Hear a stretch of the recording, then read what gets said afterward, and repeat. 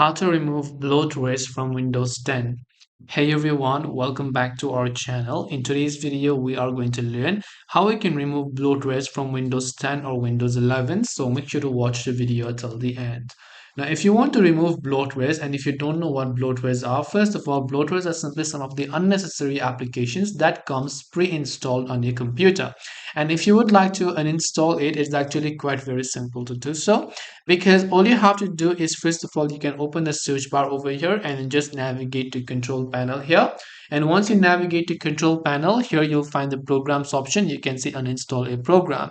So make sure to click on uninstall a program option, and here you should be able to see a list of all the applications.